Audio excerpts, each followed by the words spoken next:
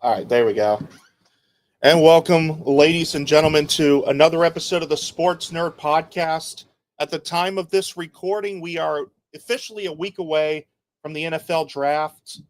I'm TJ Wilkerson, the host. Joining with me today is the host of his own show from VTRN. It's Trey Lyles, Twitter at TreyLylesVT, host of the Morning Warm-Up. Trey, how are you doing today, man? Doing good. Thanks for having me.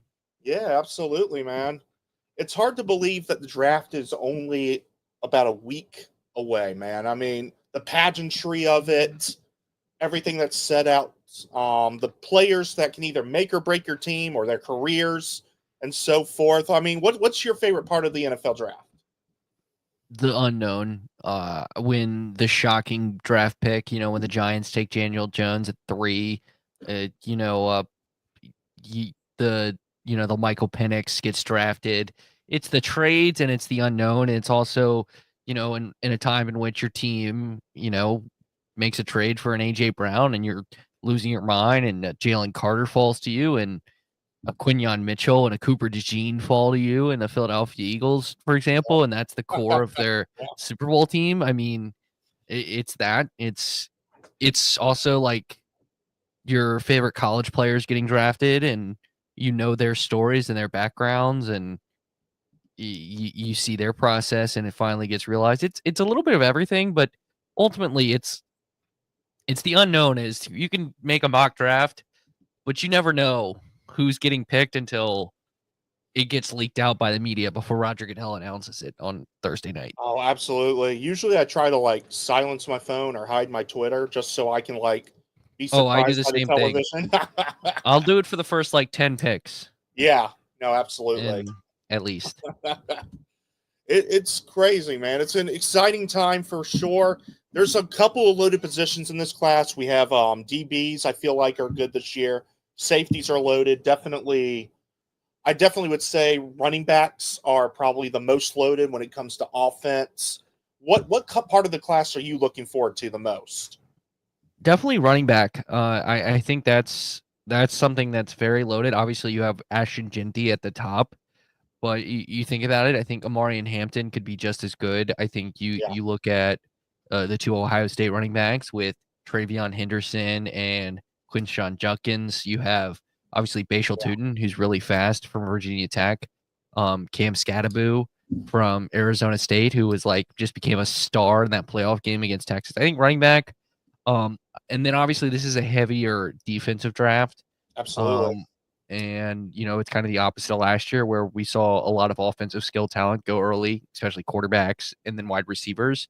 Whereas it's the opposite this year, where it's not as deep in wide receiver, it's not deep at quarterback, it's not deep, it's kind of deep at offensive tackle. But you have not just the freaks of all freaks at the top of the list, like an Abdul Carter or Travis Hunter, but you think about a corner, you have Will Johnson, who is just as good as anyone at taking it back to the house. You have Johnny Barrett from Texas. It's a loaded draft. I mean, if Walter Nolan, the talent that he is projected to fall to 32 at the Eagles, it just kind of shows how this draft is.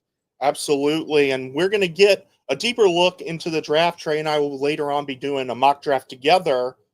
Towards the end of the show, we'll be talking NBA playoffs. But first, a special guest joining us from Inside the Saints podcast.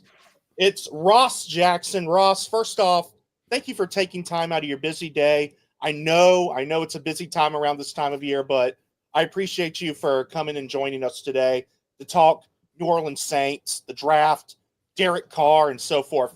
But first things first, how are you doing, man? Oh, man, I'm great. I will say real quick, I love the guys at Inside the Black and Gold podcast, but I actually host the Locked On Saints podcast.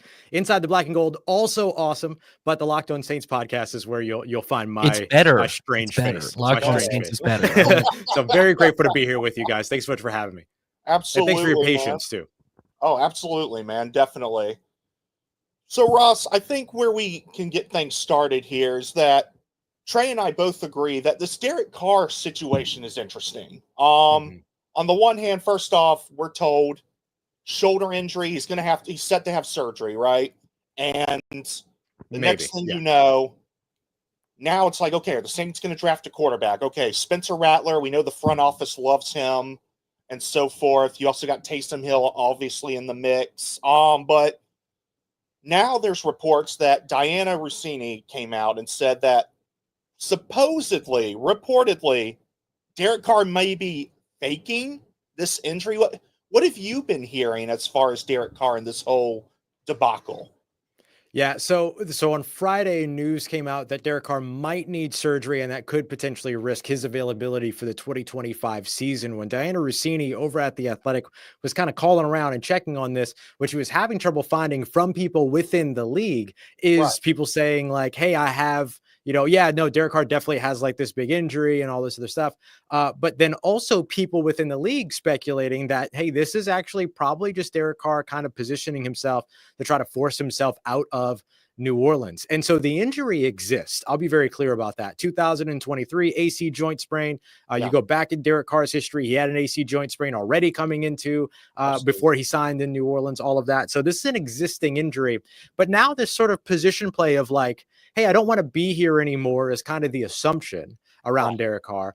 Trying to force his way out of New Orleans basically could be him saying like, look, you can either let me out of here or I'm going to go to surgery for this thing and I'm not going to be available in 2025. And so that's kind of the hypothetical leverage battle that we're watching right now between the New Orleans Saints and Derek Carr at this point. And so we'll see where things go.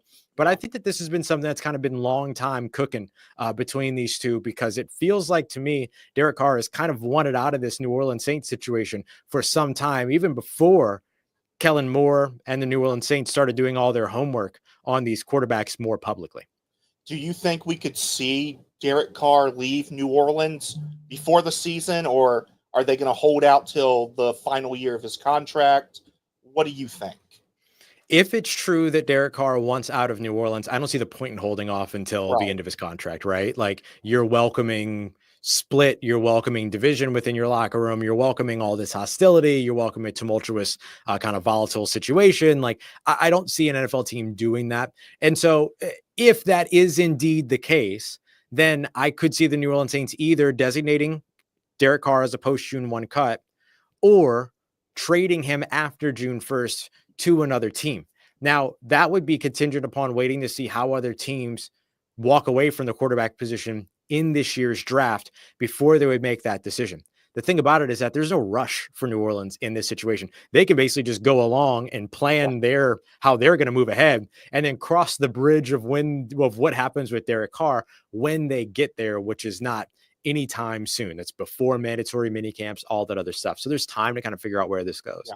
Derek Carr being back in New Orleans would have to be contingent upon the shoulder issue being a non-issue, or the shoulder issue actually being an issue, and there not being an impetus from Derek Carr, or rather a desire from Derek Carr to get out of New Orleans. Otherwise, I think that it's time for these two to split. Absolutely. Would the cap still work with that? Because like cap, if you looked up cap hell in the dictionary, it'd just be a logo of the New Orleans Saints. Yeah, so nothing would change. Nothing would change because they already restructured his contract because they needed to in order to get under the salary cap by the beginning of the league year. So your two options are, if you trade him after June 1st, you move $1.255 million to the team that acquires him. You take on $19 million of dead cap, which is already accounted for this year. And then $59 million of dead cap is what you got to work through next year. But they're prepared to roll over money from this year's salary cap and the next year's salary cap to kind of help to eat away at that. Plus you get the rise in the cap number going into next season. If they were to designate him as a post-June 1 cut, effectively the same story for next year. However, they would then keep the $20.465 million, I believe it is, that sits on his contract right now. So nothing would change so far as what's happening in 2025 salary cap wise, but some money accelerates into next year. But it looks like they're already planning to deal with that, considering how much money they're just sitting on right now and not spending. Absolutely. What do you think this means? Quarterback drafted with, I believe, the 9th overall pick for the Saints? Or are we going to see a Spencer Rattler start? I know I've heard that the front office loves Spencer Rattler. What are you hearing on that end? What do you think? Yeah, the front office absolutely loves Spencer Rattler. And I would say that Spencer Rattler would likely be the starter for 2025 if this were to happen. I don't think that there is a quarterback at number 9, or I don't think there's a quarterback that the New Orleans Saints love enough in this draft that they would take at number 9. That's not going to be off the board at number 1, right? That would be Cam Ward. And so outside of him, I don't think that there's a guy that they like enough to take at number 9. If you're taking that quarterback within the top 10, it means that you're passing on potentially a Mason Graham, the defensive tackle out of Michigan, or you're passing on big bodied pass catchers like tight end Tyler Warren out of Penn State, or Tetairoa McMillan, the wide receiver out of Arizona. Like, you're really going to pass on those guys to grab a quarterback that you like? No, I don't think you are. Right. And so I would expect the Saints to probably invest that position in another space where they would be able to find a playmaker or somebody that could contribute to their team in 2025, which kind of maximizes their wiggle room going 2026, because they're not going into 2026 saying, man, we still have this quarterback problem, but we really need a wide receiver, or we really need this. You can use that. You can kind of solve those problems now, maximizes your flexibility next year. I wouldn't be surprised if the Saints did draft a quarterback this year, but I don't think it's going to happen at number 9 overall. What I was going to say, I was going to say is there might be a, if we want to get galaxy brain or put the tinfoil hats on, as I like to say, if they don't solve their quarterback problem in 2025, the draft, the Saints don't have a really good season, there could be a quarterback that is possibly has lots of New Orleans ties that could be available next year also, is what they're thinking at, It's funny. I think the player you're mentioning, you're Arch Manning. I'm nodding getting to there is Arch Manning, right? Get the algorithm up for TJ. Right. But really, and honestly, like, the guy that actually checks that box in 2026 is Garrett Nussmeier, more than it is Arch Manning, because I don't think Arch Manning is coming out in 2026. The Manning family has been pretty clear that they want Arch Manning to play 3 years of college football. He hasn't done that yet, right? And so I don't know that he's going to come out in 2026. I don't even know if we know that he's a good quarterback yet, if we're being completely honest, right? We haven't really gotten to see him very much, so I'd like to see him. And so, but one guy to really watch out for, if Arch Manning doesn't come out, is Garrett Nussmeier from LSU. His dad, Doug Nussmeier, is the quarterbacks coach here in New Orleans this year, and was the guy, or excuse me, is the offensive coordinator rather here. He was the Super Bowl champion offensive quarterback coach for the Philadelphia Eagles. Right. Yep. And he has been the quarterback coach to Kellen Moore's offensive coordinator at 3 stops already: the Dallas Cowboys, the Los Angeles Chargers, and then the Philadelphia Eagles. And then now the two come here with each a promotion, right? And so he would be one of the names that I would watch going into 2026. If things go poorly for New Orleans in 2025, they could be in position to pluck a quarterback like that up pretty early in what's expected to be a better quarterback class. But let's see who actually makes it to that quarterback class. You mentioned Kellen Moore, first-year head coach. He's bounced around the league for offensive coordinators, and he's been great. He's coordinated a lot of great offenses. What are you seeing from him over the offseason, and what has you excited for his first year as far as head coaching goes? Yeah, I mean, look, he's not the most vocal guy. He's not, the Sean Payton as New Orleans Saints fans are very accustomed to here in New Orleans. But he's super passionate about the game, incredibly smart, all these other things. I think the big question mark is still does he have that fire? Does he have that, strong demeanor that's going to, challenge the front office? It's going to challenge his players. It's going to challenge the referee on the sideline, whatever it might be. You know what I mean? I think that's still the big question mark that's got to be answered about him. And we won't know that until he actually gets out on a football field, if we're being honest. But he's really passionate about the game of football. And I think that's going to give him an in to a lot of these players in this New Orleans Saints locker room, because you watch kind of where the New Orleans Saints have been 4 playoffless years over the course of the last 4 seasons, but never really locker room division. And a big reason why is because of everybody's passion for the game of football. I think Kellen Moore is going to fit right into that. What about the Kellen Moore bringing in some guys? Brandon Staley, shamed head coach in the NFL, comes back as a defensive coordinator, great defensive coordinator, as in my opinion. What do you think he's going to bring to the Saints table for a Saints defense that felt like they were nowhere to be seen, it felt like, last year? Yeah, they've taken a lot of steps back over the course of the past few years. You look at their defensive rankings last year versus where they were in 2017, 2018, 2019. It's an entirely different team, right, is what it feels like. And I think when you look at Brandon Staley, what he brings is, first of all, that odd man front scheme that allows you to maybe be able to be better prepared against mobile quarterbacks, maybe allows you to be able to get pressure using speed off the edge, as opposed to the Dennis Allen defense that's been here in New Orleans since about 2015. was really about like speed to power conversion, big bodied edge rushers that can win on second, third, and fourth efforts because the cornerbacks were covering extremely well in the secondary. Like that's kind of what that defense was built to do.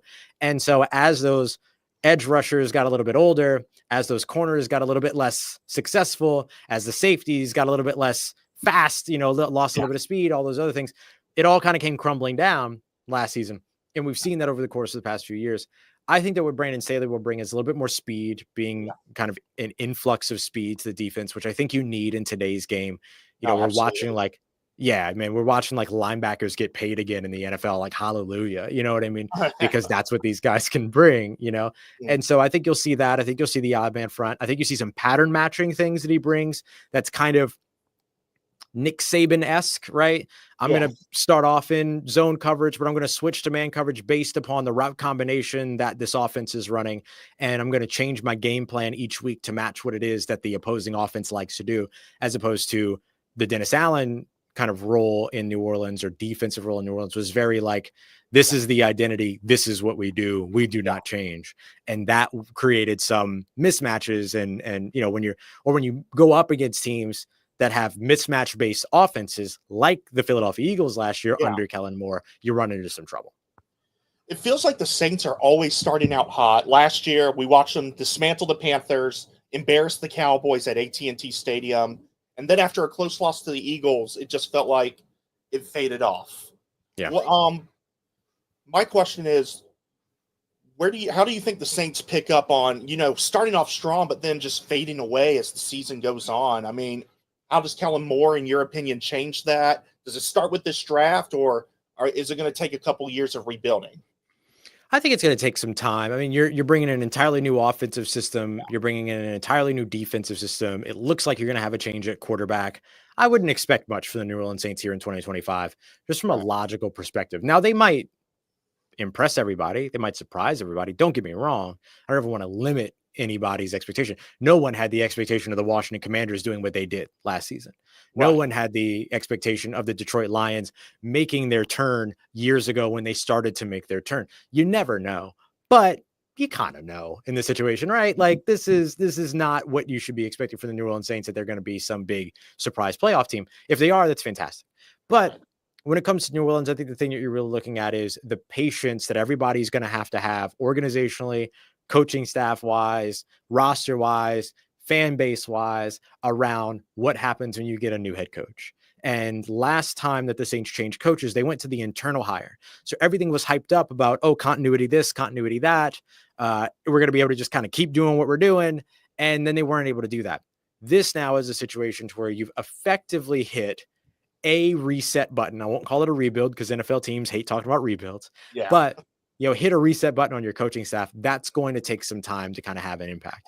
The Saints are actually performing better in years where they started off slow and picked up momentum than the last few years where they were winning all their opening games and then not being able to keep that momentum. Saints started 2-0 last year, then went on a 7-game skid before Dennis Allen was fired, and then didn't get much better towards the back half of the year. Big other thing for them is going to be staying healthy in 2025, which is something that this team has proven it struggles with a lot over the last pretty much since 2020. So we'll see where things go for them from that perspective as well. What are the biggest, when you talk about players on this team, Alvin Kamara is going to be here for at least another year or two. Cameron Jordan might be at the end of his days. What's a player that you feel like they need to prepare for their departure, and who do you think is the right player to draft for his position, shall said person fall to the Saints? I'd probably say Demario Davis. When Demario Davis is on the field versus when he's off the field tells a similar story as when your star, scorer in your top 5 NBA lineup is a plus minus, what their plus minus looks like when they're on the field, off the court versus on the court. And so he has that kind of impact when he's on versus when he's off. And so I think you got to be ready for post Demario Davis days, which could be in the next few years, could be next year, who knows? I think that's the spot that you really want to make sure. Now, where they find that guy in the draft is going to be a little challenging. There's the guys like, DeMarcus Knight coming out of South Carolina. Jihad Campbell, if he falls out of the first round and you get lucky with him at 40, then you're, hallelujah. Everyone's going to church that Sunday here in New Orleans. You know what I mean? Yeah, And no, so absolutely. there would absolutely be those guys. Chris Paul out of Ole Miss is another good one. Like there are some of those guys that kind of fall in the second, third rounds where I think you might be able to find developmental players that can be long-term starters for you, but you really need that guy that can be the dude that sells jerseys on the second level of your defense. I don't know if you're going to be able to get that in this year's draft with where the Saints pick. I think those players are available in this year's draft. It's just that where they select isn't really where those guys are projected, but we'll see. They might not stay where they select. And of course, you can never predict the NFL draft. I think the top 10 is already hard enough to predict, let alone the top 90. Absolutely. I think maybe, do you think if Jihad Campbell is there at 9, you take him? Or let me ask you this. Yeah. Mock drafts. We all love doing them, right, Ross? Like we all love making mock drafts, kind of like NCAA tournament brackets, right? Right. Have you done some mock drafts, and who do you have, in your opinion, the Saints getting at 9? I've done too many to count. I do a lot of mock drafts. I love mock draft season because I think mock drafts are a really good opportunity to teach an audience about prospects and everything. So I usually try to like draft different people from week to week so that we're having conversations about different players and stuff like that. But really the cloud for the Saints kind of revolves around like Mason Graham. If he were to fall, the defensive tackle out of Michigan, I think he's the runaway guy for you. Tedero McMillan, the wide receiver out of Arizona, is up there. Yeah. Tyler Warren, the Penn State tight end's up there. Ashton Genty, the Boise State running back's up there. I think that's kind of the cloud of players is up there. I wouldn't be surprised if maybe Will Campbell, the LSU tackle, is there too. I think that's likely. Now, let's say that the Carolina Panthers trade out of 8 because some team gets scared that the Saints might take their quarterback at 9. Then all of a sudden, maybe a Jalen Walker out of Georgia becomes available to you if you're in New Orleans. And I mean, goodness, like we'll just do lint all over again here in New Orleans. Like that, like that'd be fine. And so I think that like that's kind of the cloud of players that I would expect to be of interest to New Orleans. So, if Jihad Campbell's there at 9, probably not, just because it's such a non-premium position that he holds. I think you go to the premium positions or you go to the pass catchers and playmakers that you can get over on offense. That's typically what you want to do. You want the sexy pick at 10, or you want the really good defensive lineman or offensive lineman at 10, right? You don't typically look at your second level in those situations. Man, can you imagine a Tyler Warren in New Orleans, man? A guy that can do so much on offense for you, man. Yeah.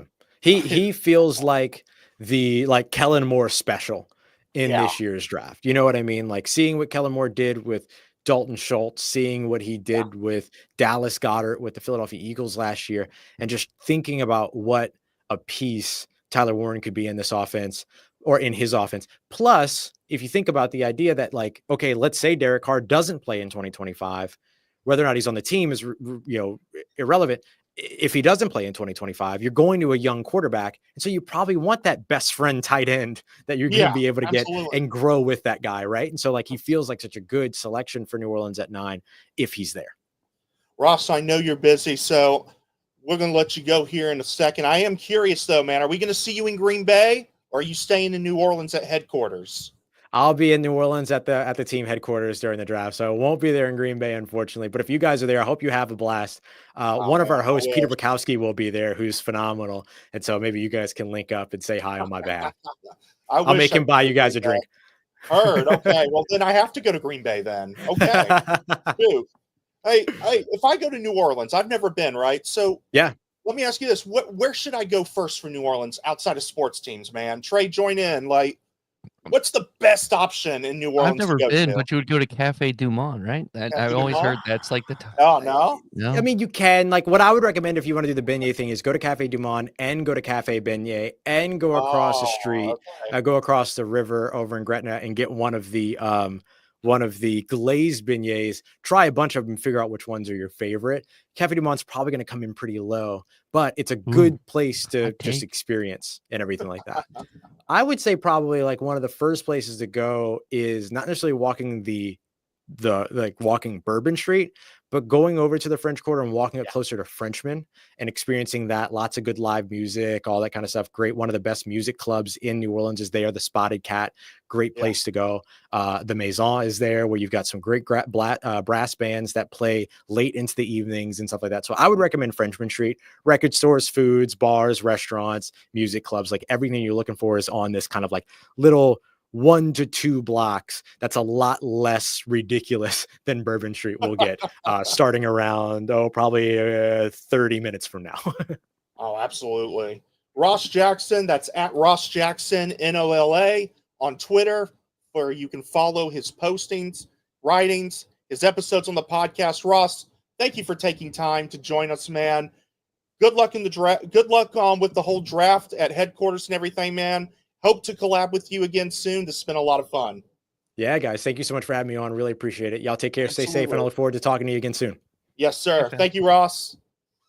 That was Ross Jackson, New Orleans Saints, Locked On Saints podcast. That was Good a lot job. of fun, Trey. Improvement there on the second half. You figured out right pod. There you go. Good Yeah, job. right there on the second half. I decided to play. Yeah. I decided to, my handy dandy TV here. I Yeah. decided to play the last game that was in New Orleans. So, it's the condensed highlights. So, but I'm enjoying. Oh, absolutely. I gotta pass the time while you got these guests on, so I just can look over and enjoy soak in the moments. And we hope Blake Lewis, who was supposed to join us tonight, I haven't heard back from him yet. He said he was going to join.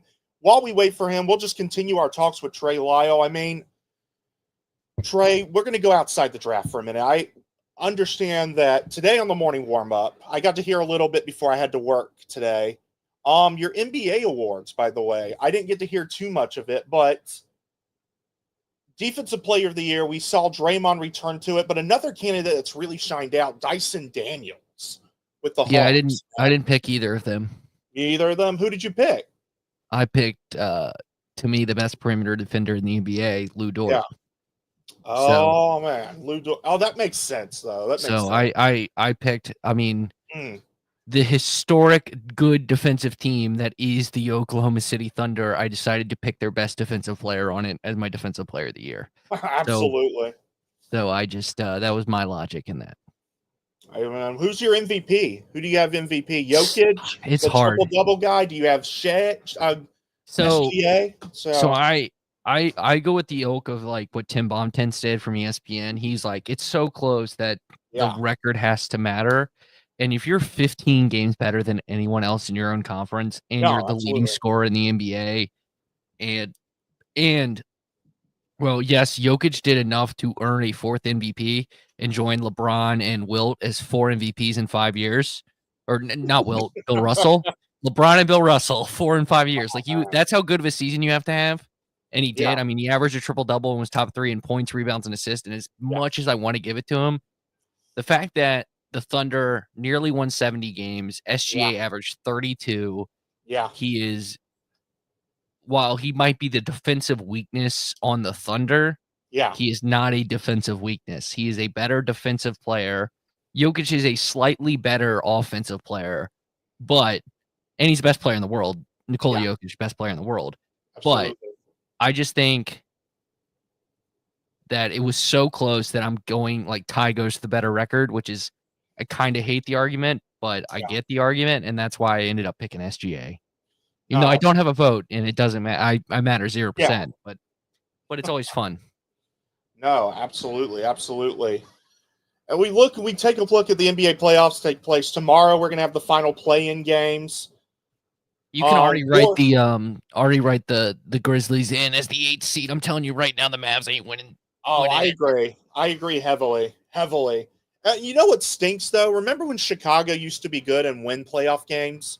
It's been years since they've won a playoff game, man. Well, I miss those Chicago days. They haven't won a play in. They haven't won a play-in game. They've won one. Yeah. I think they won as the 10 seed. Absolutely. The 9-10. Then lost to the Heat. Oh yeah, they did because they played Toronto and DeMar DeRozan's daughter was yelling during every free throw. Yeah. Oh my gosh. But I'm excited. I mean, we got some great playoff matchups coming up. I know Lakers and Timberwolves. That's going to be a fun one for me. But I think I'm excited to see how the Magic match up against the Celtics. Do I think they win in a Game 7 series? No, absolutely not. But I do think you're going to see the Magic give a lot of fight into it. Paulo, Cole Anthony on that side. But I just think the Celtics have so much depth that I just think they're the best team in the East. They're not even the number one seed. That's the Cavs right now. The Cavs have played well. But I don't see a world where the Cavs beat the Celtics in a Game 7 series. Am I wrong on your end? Or what do you think, man? I don't know. I don't see a world where the Cavs beat the South Boston. So I'm going to give out my picks tomorrow on the show. Amen. So I won't tell you who but I do think this. Boston has an overwhelming advantage in depth, I think, in experience. But Cleveland is a good matchup for them. I think the Knicks will give them a tough test just because you can play, the Knicks, since they like to play such a short bench, it's way easier to do that in the playoffs than it is during the regular season, even though the Knicks basically haven't beaten the Celtics this year. If they weren't the defending champs, I would say Celtics cruise to the finals, but because it's so hard to go back to back, that too, because it felt like, what we were talking about this time last year. Oh, the Nuggets are going to cruise to the West and win the title, and then they lose to, they get blown out by Minnesota in a Game 7, and look what happened. So you just never know with these things. So I will say I agree. I do think if you want to talk about the Orlando Magic specifically, their season got doomed when they lost Jalen Suggs. Yeah. And they're just offensively inept. And I don't know if that's too brash of a word, but defensively they were going to be so good with Suggs. I think Paolo guarding Tatum is an interesting matchup because of the Duke connection. I think if you gave the Magic 2 to 3 more years with their body types, they would be an ideal matchup. If you told me Jonathan Isaac could play 20 minutes a game, then I'd be like, they would have the bodies and the style to really go against Boston and be like the right matchup to go against the Celtics, which you just need kind of big wings that can frustrate them. That's why I think that's why the Thunder are best equipped to beat them. If I had to pick away, and even Cleveland, that's why they made the DeAndre Hunter trade. They just needed a big wing, to guard, and maybe this knee stuff for Jaylen Brown. We'll see how it goes.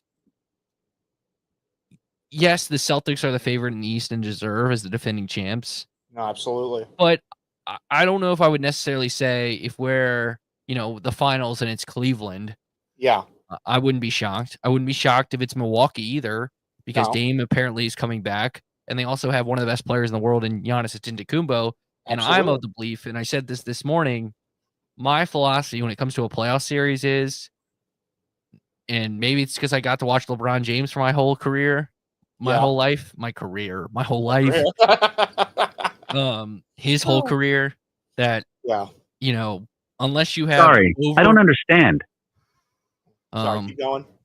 Unless you have overwhelming odds in terms of a roster, overwhelming depth.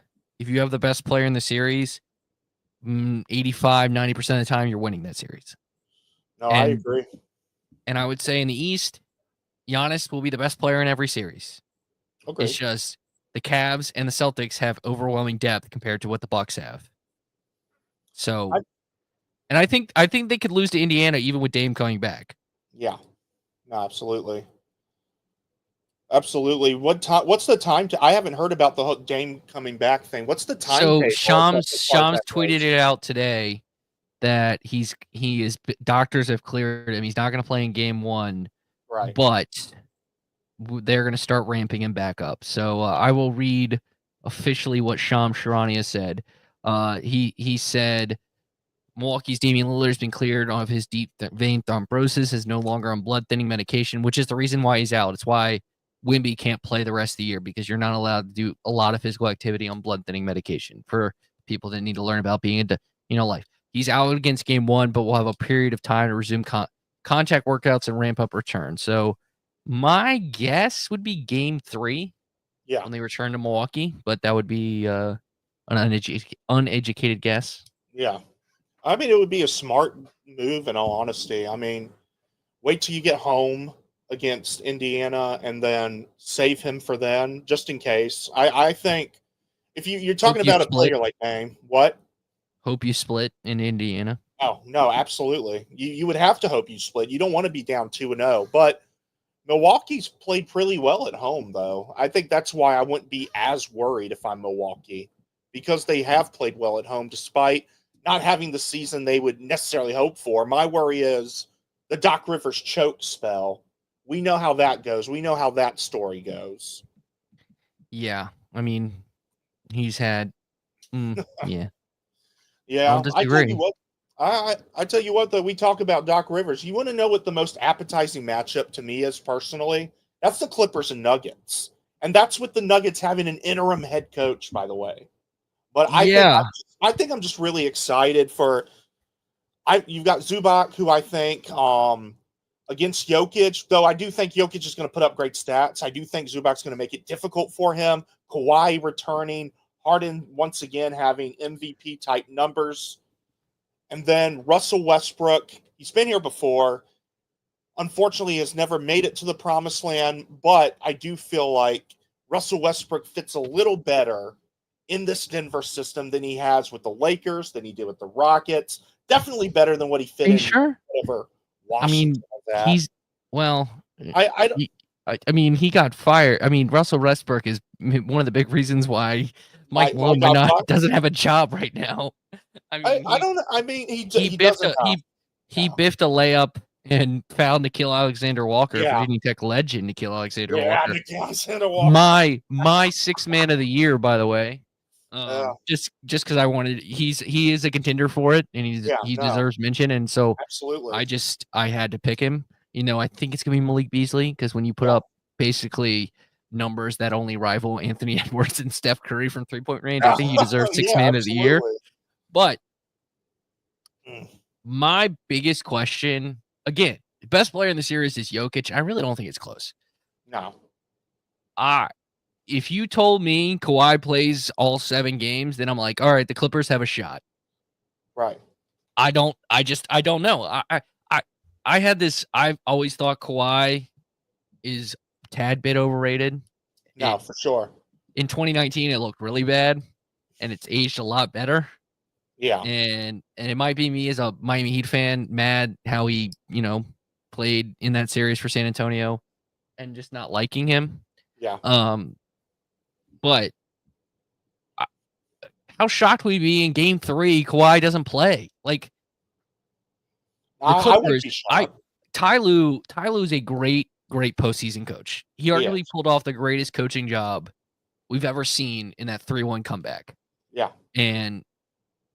But he has one of the most unreliable from a health point of view players that we've seen in playoff history in Kawhi Leonard. And he has, even worse, maybe the most unreliable superstar, the Karl Malone of this generation, in James Harden. Yeah. And all I know is if there's 5 minutes left in any game in this series, I think the Nuggets are going to win. They have the best 2-man game in the NBA with Jamal Murray and Nikola Jokic, and they have the best player in the world. So it's just kind of simple to me. Yes, I lean Nuggets here. I think it's Nuggets in 7, and that's the one pick I'll give you for this episode. Listen to the morning warm up on VTRN Sports, on the VTRN Sports app, or on the VTRN Sports YouTube page. So youtube.com/@VTRN Sports Lynchburg, where you can see TJ on the Fast Lane, whatever that show's called. Whenever that show's called, the Fast Lane with Ed Lane.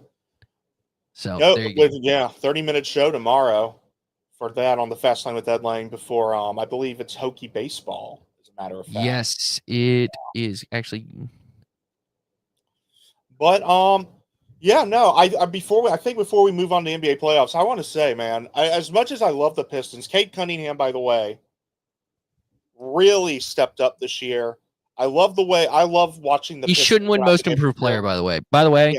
I agree. He should not win Most Improved Player, even though he might. Yeah. and he's been great, and he has improved. That is a Yeah. fact. Yeah. But Absolutely. the most improved player should not go to the guy who's the number 1 overall pick, turning into an all-star. It's like, yeah, that's supposed to happen. I picked Supposed Austin to, yeah. Reeves, by the way, because the fact the guy is still averaging 20 points per game, and Luka Yeah. Doncic and LeBron James trust him enough to get himself buckets, and basically can't, Austin Reeves becoming an all-star is not out of the question, is No. why I have him as most improved player. So Austin but Reeves becoming a big 3 player. side rant. All right, I have a question for you, TJ. Go for it. All right, if more fights or scrums or whatever you want to call it. Yeah. Because this is the only intriguing part of this Knicks Pistons series for me. More fights / scrums / disagreements where the benches might be cleared, a ref might get in the way. Knicks Pistons or Rockets Warriors? No, man, I would say Knicks and Pistons, man. See, Because I'll tell you why. Let me tell you why real quick. I have heard from people that have worked NBA games, New York fans. I've never been to a Knicks game, but New York fans are brutal, man. And you talk about going down to Detroit. Oh, dude. Well, no. I'm not talking about in the crowd. I'm not talking about in the crowd. I'm talking about on the floor. Like player-wise, you have Isaiah Stewart who collects Yeah. fighting superstars like he collects Infinity Stones. Oh yeah, man. And Fighting then LeBron James, Russell Westbrook. Who Steph else did Curry. he fight this year? Steph He Curry. fought Steph Curry. He tried to fight Steph Curry. So he had LeBron and Steph. Yeah. Let's just but the Rockets, if you go back to the last time these two teams played, the Rockets and the Warriors, one, Amen Thompson shut down Steph Curry. Yeah, he and did. Two, Ime Udoka was talking crap and had to be separated from Steph Curry. That's where I'm like, and not to mention, we're going to have another 7-ish games of Dylan Brooks versus Draymond Green.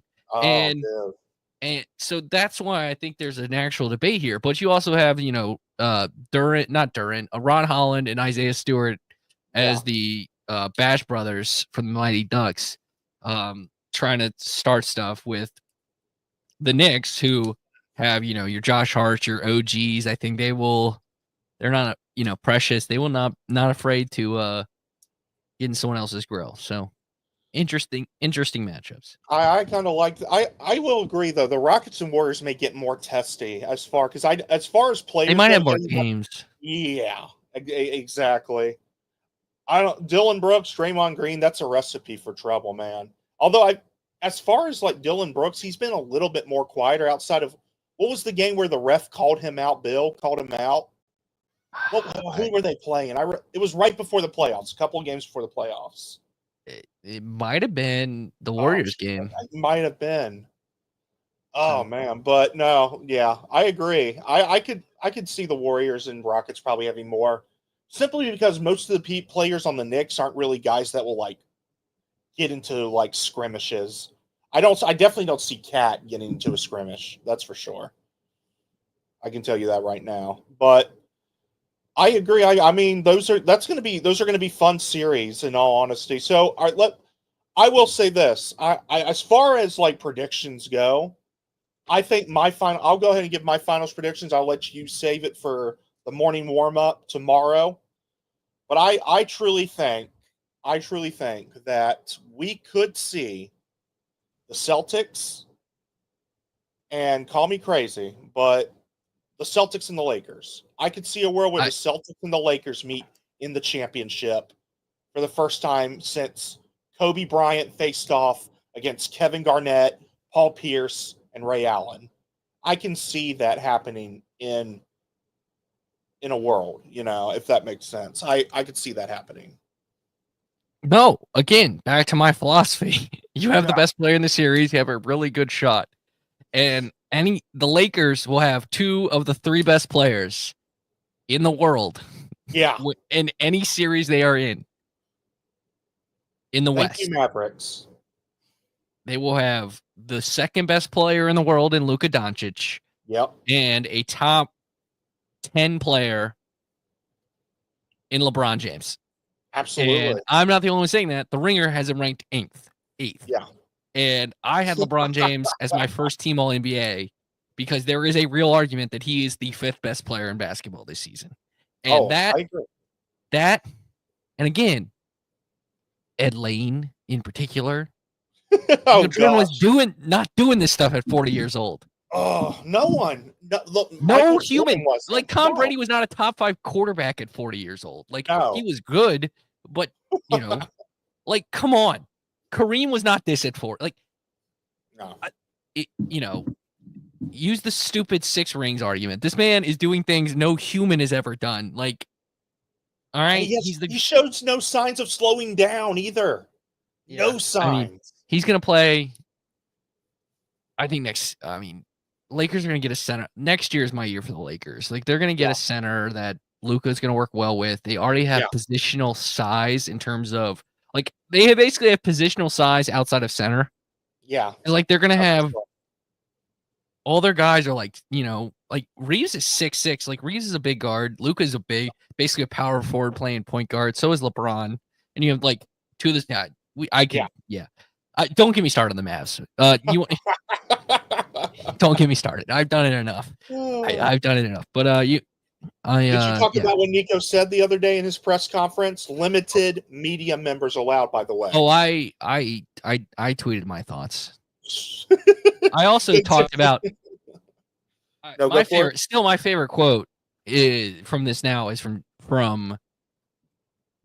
Jason Kidd, which I think he's just trying to make a joke.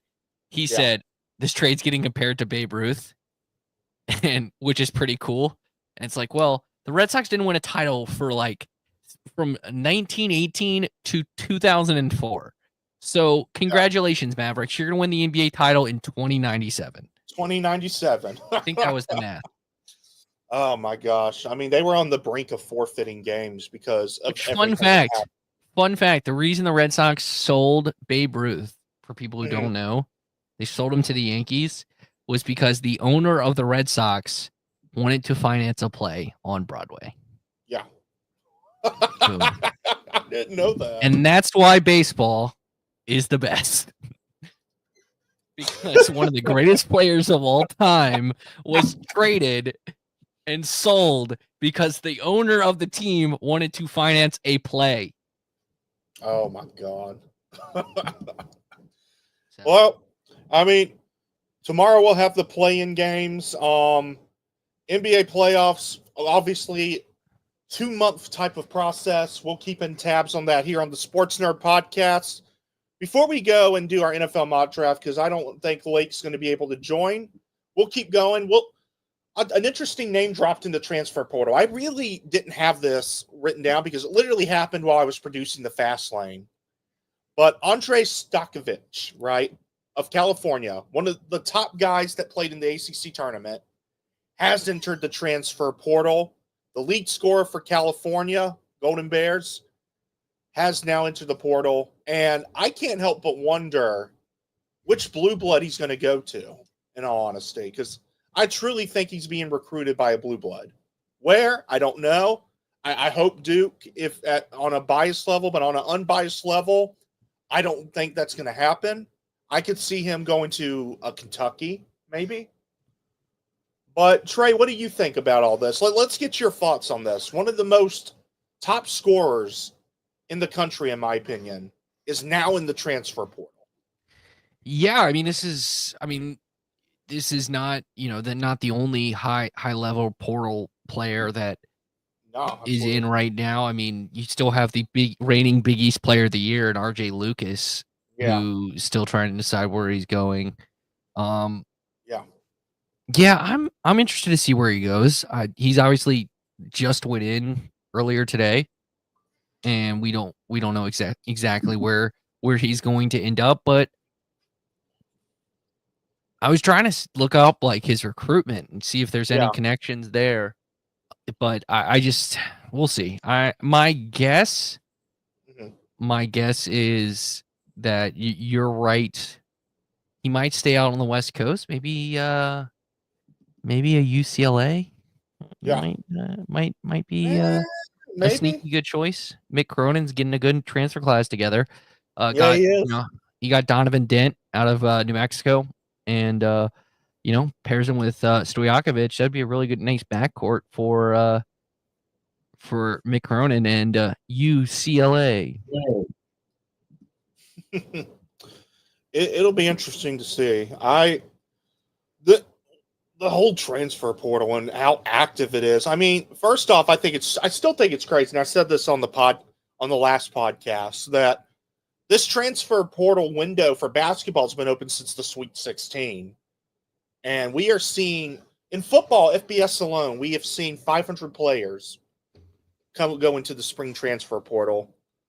And for basketball, it's getting close to that number itself.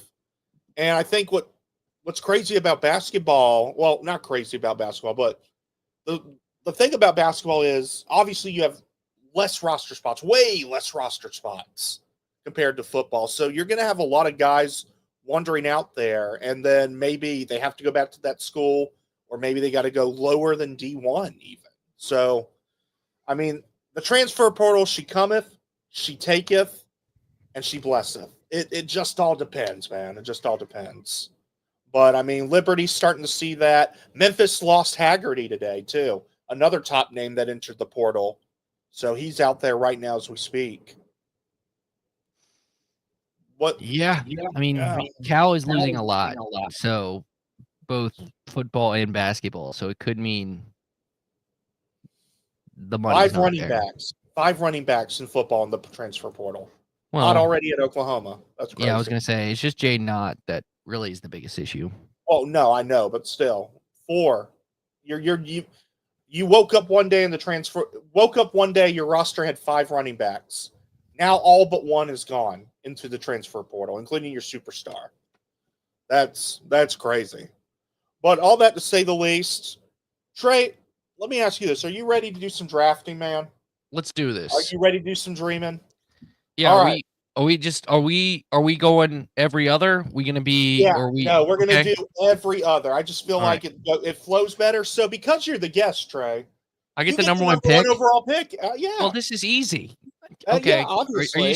Can you switch it on the screen so I can see this? Because all I see is the play-in tournament. No, absolutely. Let me get rid of this. Hold on 1 second. Remove this. Let me see if I can add. You do present. I got you. Present share screen. Present and share screen. All right, here we go. Yes, don't show these tips again.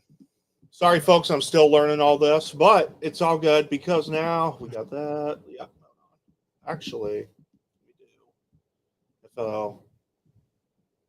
Where'd it go? Well, hold on. Yep, here we go. Mock draft simulator. Here we go. All right, now we can share the screen. Mock draft simulator. Wait, I want to be sure I get. Can I be number 2? Because I want to ensure I get 32. Oh, you want 32? Oh, you want the Eagles pick? Okay, yeah. Well, wait. Are the Cowboys an even or odd number? No, they're an even, but that's okay. Shoot, no, then I'll just take 32, and you can take an odd number. Man. If you want the Eagles, be Howie Roseman, man. Okay, cool. That's totally fine with me. Honestly, that's totally fine with me. I would rather be odd. You rather be odd? I'll be odd, but I want 32, and then you can just take 31. Shoot, you know what? That works for me, Trey. All right, let's do this. We're just doing the first round, right? Yeah, no, just the first round. No, all 7 rounds, Trey. All 7 rounds. I would leave you. Just saying. Yeah, no, I know. All right. Number 1 overall pick is obvious. Trey, why don't you go ahead? It is Cam Ward, a quarterback, Miami. Now, today I heard that obviously the top 3 picks are between 3 players. Cam Ward, obviously number 1. Then it's Travis Hunter and Abdul Carter. I've heard today that the Browns really are intrigued by Travis Hunter, and if he is there, I am told by sources on Twitter that Travis Hunter will be a Cleveland Brown, which means... Did you just say sources on Twitter? Yeah, sources on Twitter. Yeah, I know. I mean, but, that was easy. This is the pick in the draft is 3. Like, I feel confident in 1 and 2. All right. I can't believe I'm going to say this. Go for it. The floor is yours, my man. So, we're not doing trades? Are we just doing straight up? Oh, you can do a trade. Who are the Giants? No, trading back Giants for? aren't trading yet. No. I'm thinking. No, yeah, I'm trades thinking. are allowed. Trades are totally allowed. So with that being said, because I don't know what you're gonna do. Okay. I think if you're the Giants, I like Shador. I don't love Shador. Yeah. I think you have to take the best player available. You go Abdul Carter. I heavily agree with that. This is where it gets tough for me. Okay, the Patriots could trade back, right? Now, Or this they could could get be a trade spot where a team that wants. So, like, as I adjust here, if you want Shador Sanders, I think you have to jump the Raiders. No, absolutely. The Raiders just paid Geno. Yep. Ooh, okay. It's your pick. I think I would go. I think I know who I'd go with. But I honestly, no. If I'm the Patriots, do I want to protect? Do I want to go O-line and protect Drake May? But there's not a top offensive lineman that. Yeah, I mean, because Will Campbell's been the complaint about Will Campbell is his arm size right now. That's hurt a lot of players in the past. I just think you go best player available. I think there is a player that would fit. Yeah. What they want, and he is, my mind's, a blue chip player in the draft, and they're going to build from the trenches. And there is good tackle depth probably available in the second round. You do desperately. You have a gigantic hole in your offensive line. I mean, it's your pick. You're even, so I'm not going to say Mason Graham. I see Mason Graham going. Yeah, that's who I was thinking, and then I would follow it up with no pass rush in Jacksonville. Give me Jalen Walker from Georgia. All right, shoot, I like that pick. Jalen Walker going up number 5 overall. Let's do it. All right, let me. If you go, can you? Yeah, you can search players' names. Yeah, there it is. Yeah, I was trying PFF to get PFF has a weird ranking system. Yeah, they really do. Okay, Raiders. I think it's obvious, right? Do you go? I don't know if you go quarterback here. Do you go best? I don't think they should. I don't think they should. I go Ashton Genty. I think that's what they will do. I don't know if I would do that. I don't know if I would, but I think that's what would happen. Jets here. Now, if you're the Jets, do you go with the best player in my mind in the draft still available? Are you saying Tyler Warren? Yes, I'm saying. I'm not picking yet. No. Let me work through my magic. Okay.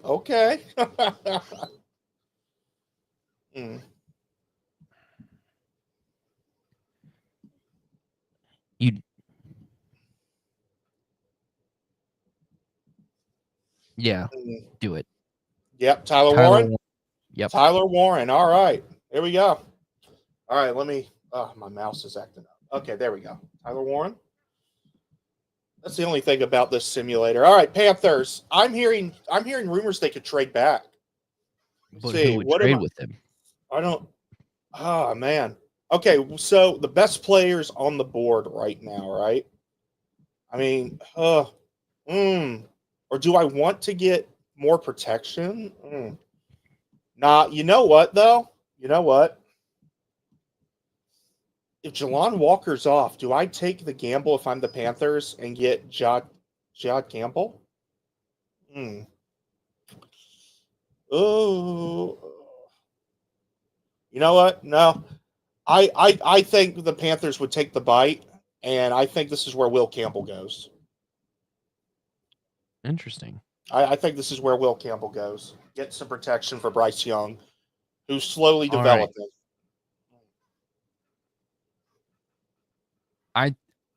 I think this one's simple.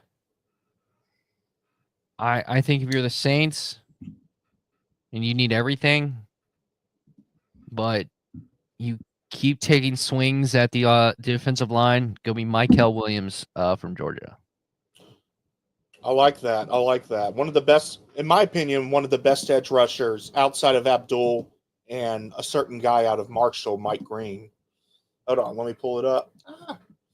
Okay, Michael Williams. All right, Bears. Okay. All right, if I'm the Bears here, I'm thinking I need to protect. I think I need to protect Caleb Williams because he was running everywhere, right? Yeah, And but you could but argue you've already done that with the moves you made in free yeah, in the agency and offseason. trades. And Yeah, you already that is had your true. tackles. That is true. I think you look the other side of the ball. D-line. I'm thinking D-line. I think the D-line needs work. Oh, man. If you look at it, who do you have the best defensive lineman available? You could go James Pierce. I mean, you could go Jahad Campbell. He's more of a linebacker. Yeah. I'm also hearing good things about Kenneth Grant as well.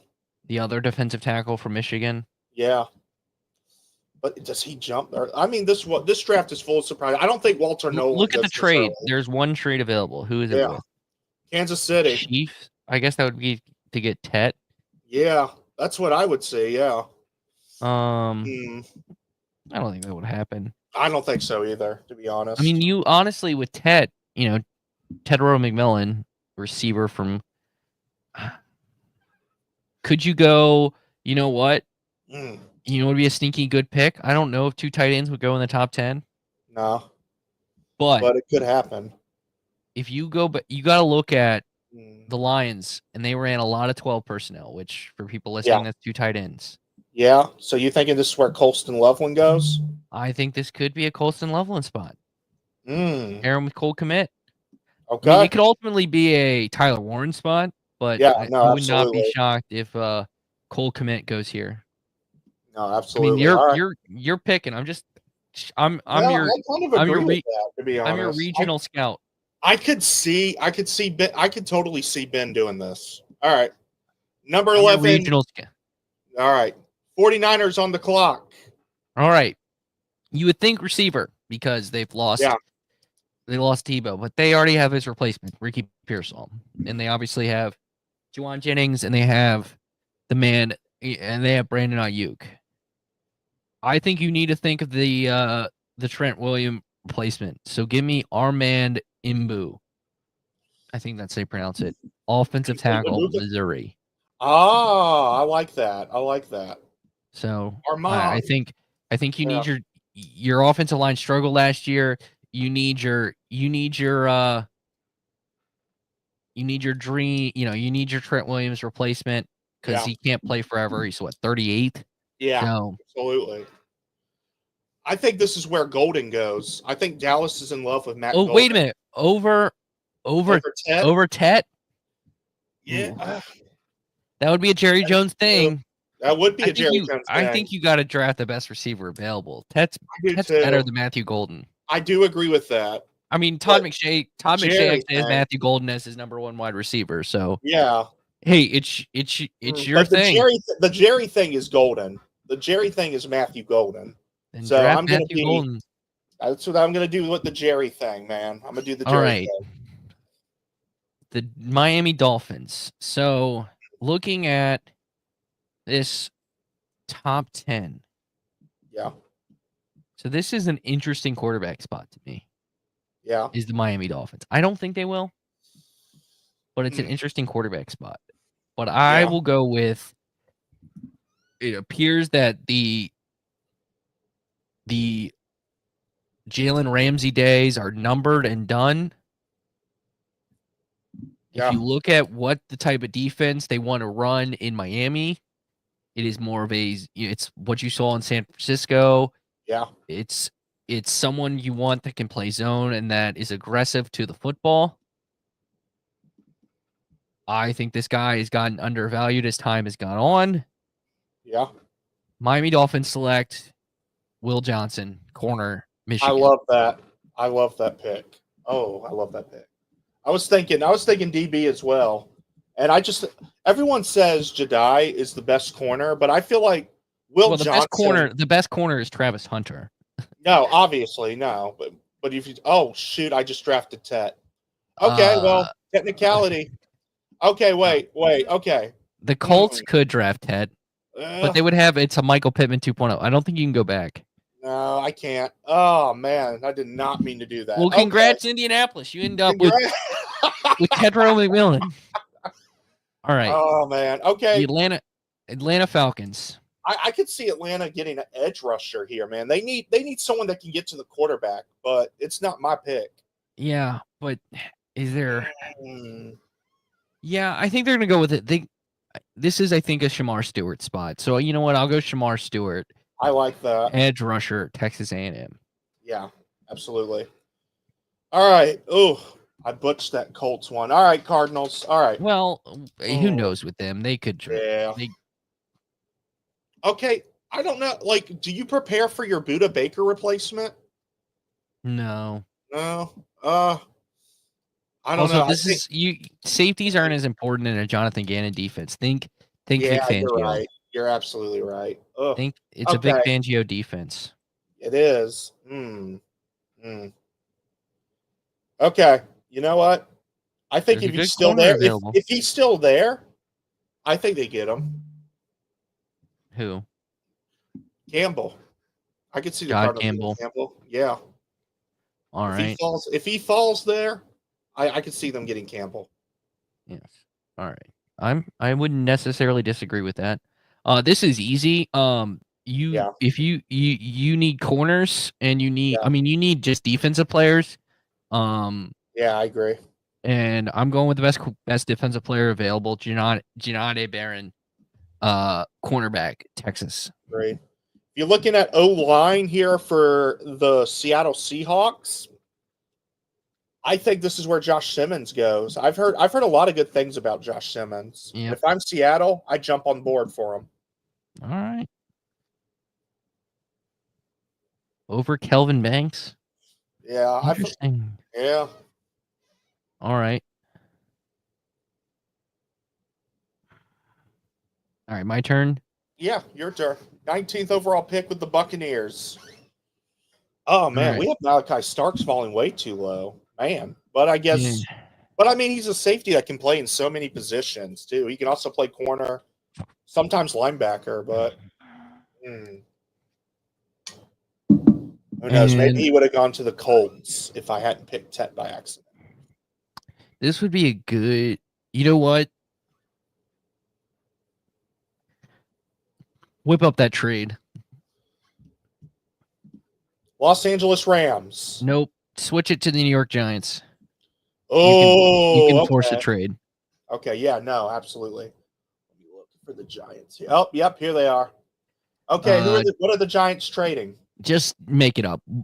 The 34, 65, and a 2 next year or something. I don't know. Okay. You can click. See where it says forced trade? You can just check forced trade. Yeah. Oh, yeah, there it is right there. And then it just does it. So, all right, Giants are on the clock. And they go quarterback. Oh, so they wore their shoes in the bowl game. The New York Giants select Shedeur Sanders, quarterback, Colorado. There you go. All right. I've been hearing with the Broncos that there's a certain player they've had their eye on for a while. Oh, by the way, the logic behind this is there's a lot of Shedeur smoke with the Pittsburgh Steelers at 21. Yeah. So if you're the Giants, you need to jump them. So 19 or 20. And obviously, I don't pick 20, so I had to do it at 19. Oh, I like that, though. Yeah, absolutely. I'm going to get Omarion Hampton at the Broncos. They've been eyeing him for a while. I think Omarion is definitely first-round talent. Broncos get their Javonte Williams replacement. They're better Javonte Williams replacement. I don't see a Jackson Dart to Pittsburgh. I don't either. I agree with that. I think they'll get Milroe in the second round. Yeah. So I think this is when they go offensive tackle. I like Banks over Connerly. So give me Kelvin Banks. Offensive tackle, Texas. Oh, I'm trying to think. Does this where Luther? Oh, you know what? No. If Ibuka is still there, if Chargers need receiver, buddy. No. You don't think when one of those premier Michigan defensive linemen are available at 22 for John Harbaugh or Jim Harbaugh, excuse me. That is true. And he's gonna pick the Ohio State wide receiver. Nah, Yeah, you're gonna hear that's true. "Hail to the Fighting Heroes." Hail. You're gonna hear that blasting Oh, from there. man. All right. All right, let me go back. There we go. As much as I would think Emeka Ibuka here, Yeah. I think if you're Green Bay, you're one in defensive line, and to me, they like athletic defensive linemen. So I'm going James Pierce, defensive end, Tennessee. I like that. Okay. Vikings. All right. Oh, I could see Malachi Starks going here. They do Hmm. need a safety. You know, Harrison Smith, Yeah. they brought back this year. Yeah. So But he can also play DB. I mean, they do need I him. know who I'm picking at 25. It's kind of easy. Yeah, I agree. All right. I think if he's still up there, if I'm the Vikings, it's smart to get Starks. I'm going Starks. Reunited and it feels so good. CJ Stroud throwing to Emeka Ibuka, wide receiver, Ohio State. Agreed. Is this the kind of draft where we see 3 tight ends go? Who would be the Will Campbell? Maybe a 31. Yeah. I would say there is. Yeah, it would be Mason Taylor. What? I said it would be Mason Taylor. You would think it would be Mason Taylor? Yes. Yeah. Oh, okay. I don't know. What there's still. I don't know, man. Gray Zabel's still there. Well, if you want to tackle, Josh Connerly is not a bad choice. The offensive tackle from Oregon. I agree. If he falls this low, yeah, I agree. All right, Ravens up. All right. No, we're gonna save the trade for my next team I have to pick at 29. All right.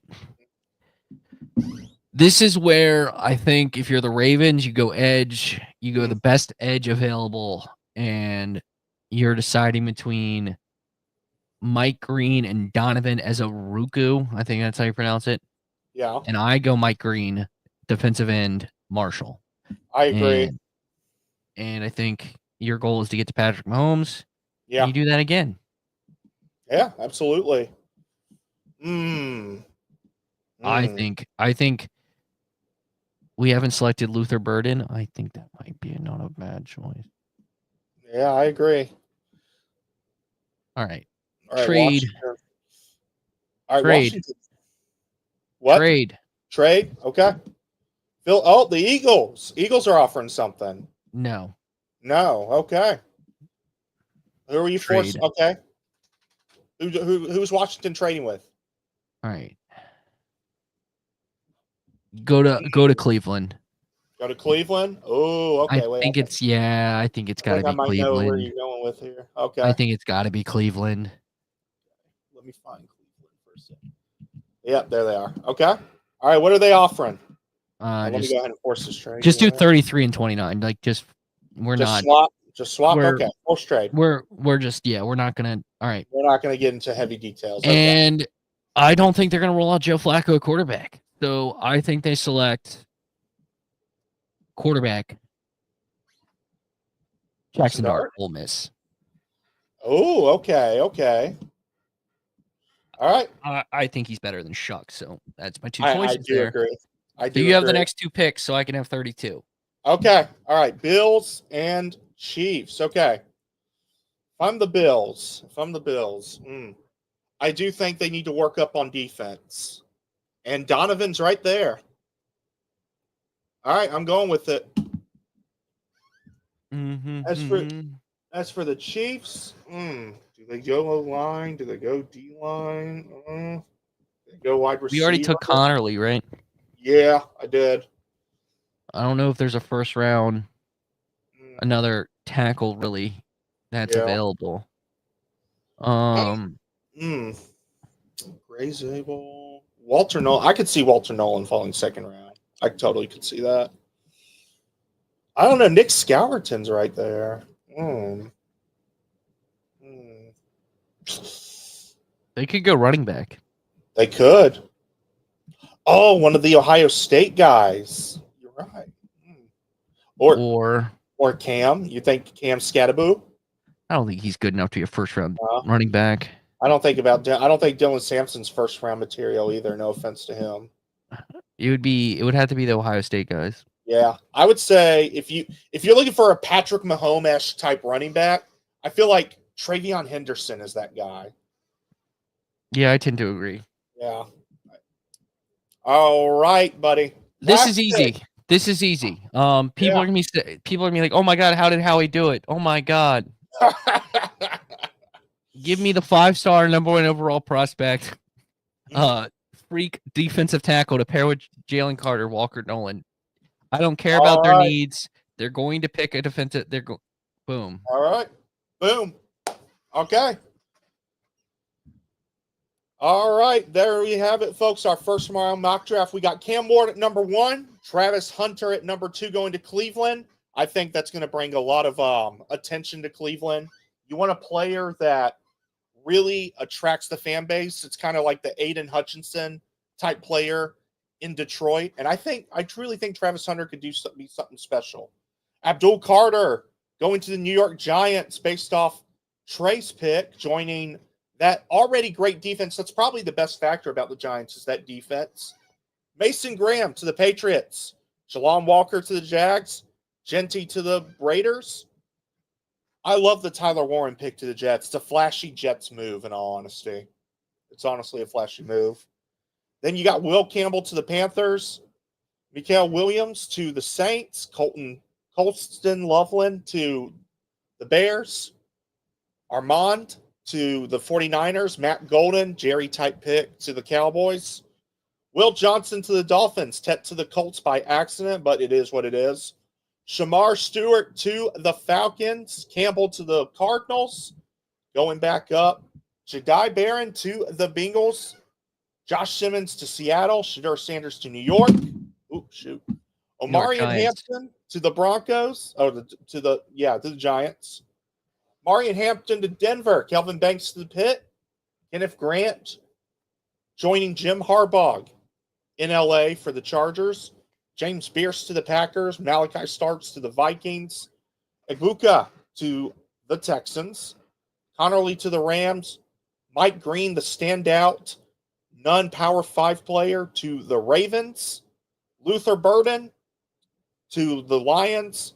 Browns trade up and get Jackson Dart. Donovan to the Bills. Travion Henderson to the Chiefs. And last, Donovan Ezeruko. You can do it. I know. I don't want to butcher his name. I've tried it the last couple of times. Didn't get it right. Donovan E.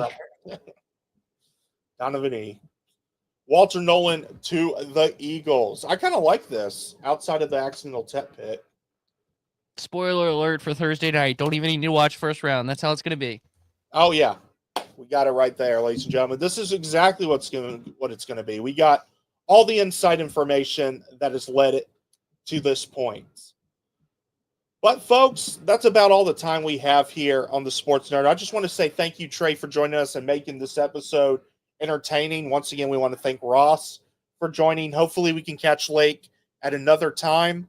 But until then, I'm TJ Wilkerson here on the Sports Nerd Podcast. Thank you all for joining. Hope you've enjoyed the podcast. So long and good night.